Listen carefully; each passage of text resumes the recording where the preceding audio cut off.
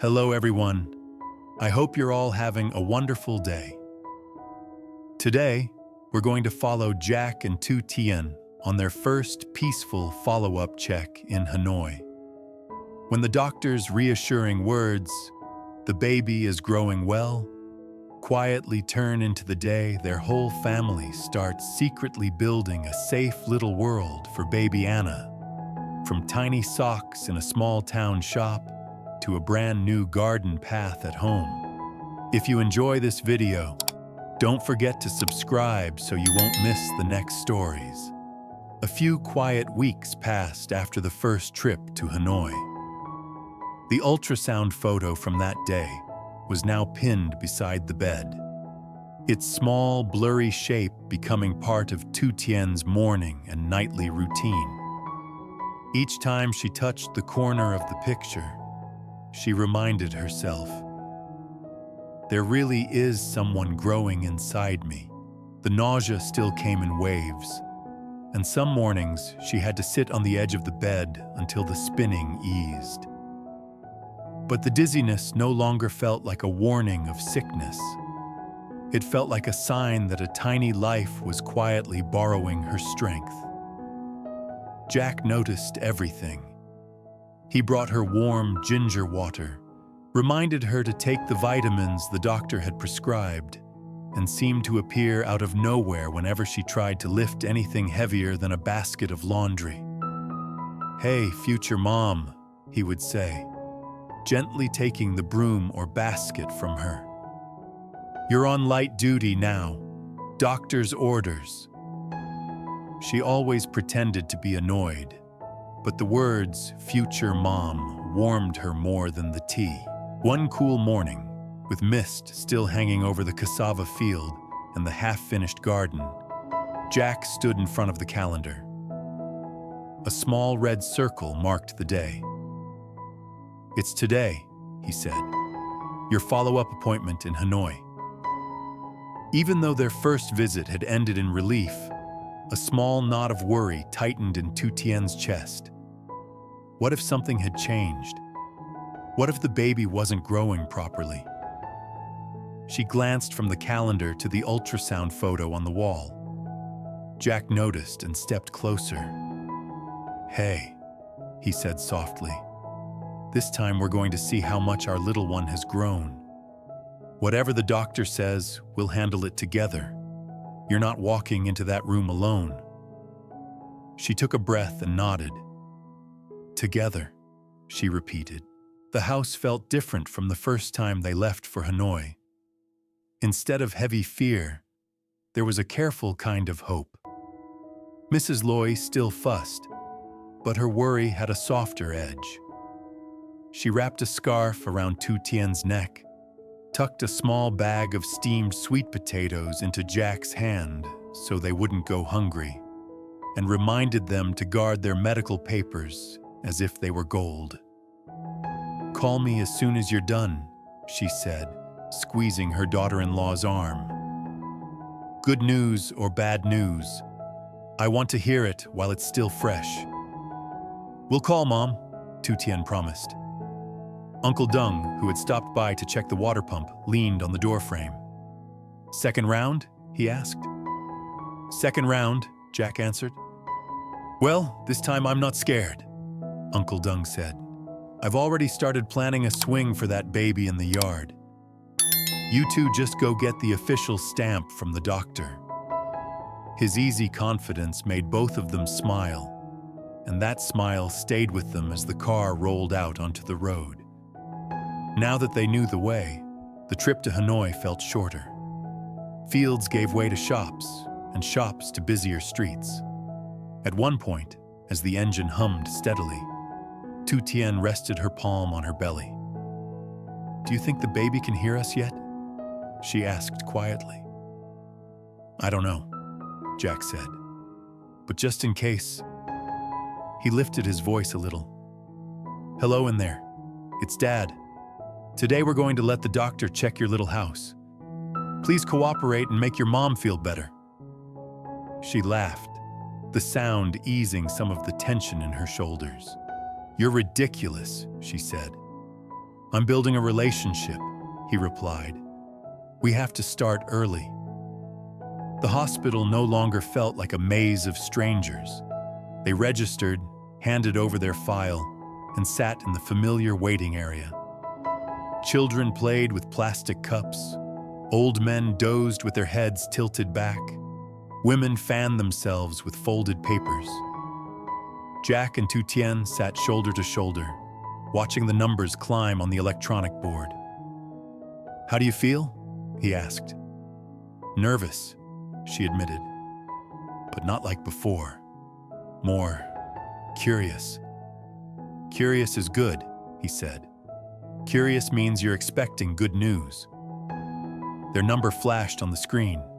They stood together and walked down the hallway hand in hand.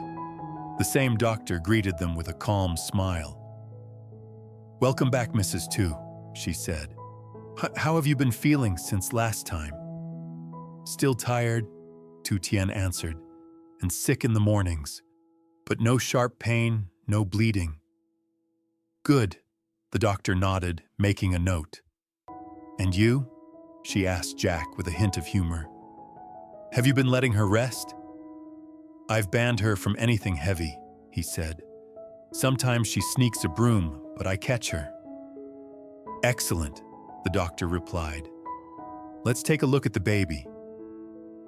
The gel on her belly was cold, but this time as the ultrasound machine hummed to life, Tu Tien's heart pounded with more excitement than fear. Jack stood by her head, eyes fixed on the monitor. A gray image appeared, shifting and sharpening. Then there it was, the tiny shape they had seen before, now clearer, with a firm, steady flicker at its center. Here we are, the doctor murmured. Baby is growing very nicely. Size is exactly where it should be for this stage. Heartbeat is strong and regular. So everything is okay? Jack asked, his voice softer than usual. At this moment, yes, the doctor said warmly. The baby is developing well. Keep doing what you're doing. Rest, good food, no heavy lifting, and come back on schedule. Early pregnancy is always delicate, but your results today are reassuring. Relief washed through the room. Tu Tien's eyes filled. Jack's shoulders finally dropped. He hadn't realized how tight his chest had felt until that moment. Thank you, doctor, he said quietly. The doctor printed a new ultrasound picture and handed it to them. Here's today's photo, she said. You can start a little collection. Jack took it carefully. We already have a special corner for these at home, he said. A few minutes later, they stepped out of the exam room and back into the hallway. The lights seemed brighter. The noise sounded softer. Outside the hospital doors, the air felt fresher than when they had arrived. As they stepped out of the hospital, Jack held the new ultrasound photo like something fragile. The city buzzed around them, buses, horns, footsteps. But inside, everything felt calmer than it had in weeks. Feel lighter? He asked, opening the car door. A lot, Tu Tien said. I keep hearing her voice. Baby is growing very nicely. I think I'll replay that sentence forever. I'll remind you if you forget, Jack replied. They were halfway home when a corner shop caught their eye, its window full of tiny shirts and baby socks. Jack slowed. Want to look? He asked. We don't have to buy anything. Just a look, she said, already smiling. Inside, the air smelled of new fabric. Racks of newborn clothes lined the walls. A woman with kind eyes walked over. First baby, she guessed. Jack blinked. That obvious? She chuckled. You're both walking like you're afraid to bump into the air. We just came from the hospital, Tu Tien said. The doctor said our baby is okay. Then pick one or two things, the woman replied. You don't need much yet. Just a reminder that good days are coming. They wandered slowly. Jack reached for bright prints. Tu Tien kept touching soft cotton. In the end, they chose a tiny white onesie with little clouds. A pair of socks so small, they almost vanished in Jack's palm, and a soft knitted hat. "This is for the day we bring her home," Jack said. "Her?" the owner asked. "We're calling her Anna," Tu Tien replied quietly. Saying the name out loud made her heart race in a new way. "Little Anna," the woman repeated. "May she arrive safely." Jack paid and tucked the small bag under his arm. Back in the car, it sat on Tu Tien's lap. Every few minutes, she slipped a hand inside, just to touch the fabric and remind herself it was real. The drive home felt shorter. Whenever the road bumped, Jack slowed. "Sorry, Anna," he muttered each time. From the back seat, Tu Tien watched him and thought, "He's already practicing." By the time they turned into their lane, the light was soft. The cassava fields glowed. The half-finished garden waited. As soon as the gate creaked, Mrs. Ly appeared in the doorway. "You're back," she called. "How did it go?" "Baby is fine, Mom," Jack said. He held up the ultrasound. "Doctor says the baby is growing well." Relief washed over her face. "Thank goodness," she whispered. She went straight to Tu Tien, one hand on her arm, the other hovering near her belly. "And you? Did the doctor scold you?" "No scolding," Tu Tien smiled. "Just more orders to rest and eat." "That I can manage," Mrs. Ly said. Only then did she notice the bag. "What's that?" "Some baby things," Jack replied. "Show me," she said. At the table, she unpacked each item slowly. The tiny socks lay in her palm like 2 drops of cloud. "So small," she murmured. "Soon these will be full of little feet." Uncle Dung, coming in from the yard, took one sock and whistled. "If I sneeze, this flies away," he joked. "Better guard it." Everyone laughed. "Sit," Mrs. Ly told Tu Tien, guiding her to the chair with the extra cushion. "Let the soup finish what the doctor started." As they ate, Jack retold the checkup. The calm doctor, the steady heartbeat, the words "developing well." Tu Tien shared the moment she finally said "Anna" out loud. "Anna," Uncle Dung repeated. "Short, sweet, easy to call. It'll sound nice across the yard." "First we get her here safely," Mrs. Ly said, though her eyes shone. When the bowls were empty, they sent Tu Tien to rest. From the bed, she could see the bag and the ultrasound photos on the wall. For the first time in weeks, fear didn't rush in when she closed her eyes. Instead, she pictured a tiny face under that knitted hat. Outside, Jack and Uncle Dung stood in the yard, looking at the garden. The paths were uneven. Loose stones stuck up. The pond sat dull and plain.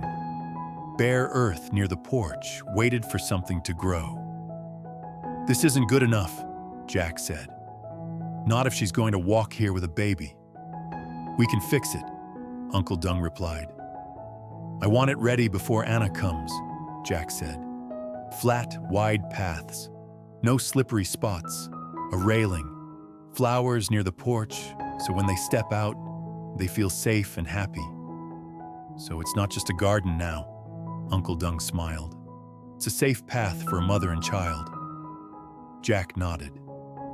Exactly. In the days that followed, the farm filled with the sound of work. Jack called in a few workers from his construction site and walked them through the yard with a new seriousness.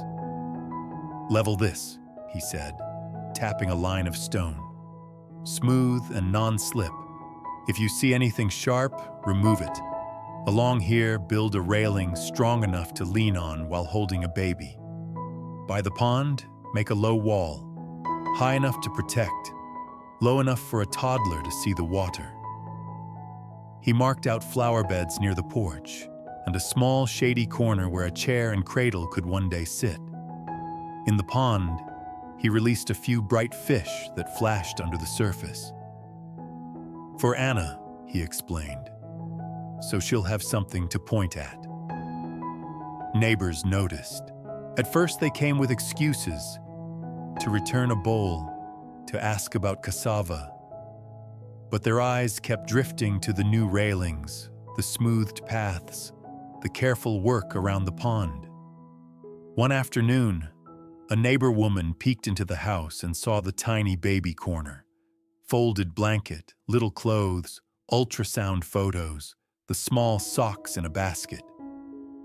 "What's all this?" she asked. "For the new boss of the house," Jack said, grinning. When they heard that Tu Tien was pregnant and that the checkups were going well, smiles spread quickly along the lane. Some brought herbal tea, a charm to hang by the future cradle, a bundle of cloth diapers. Others just stood in the doorway, hands clasped.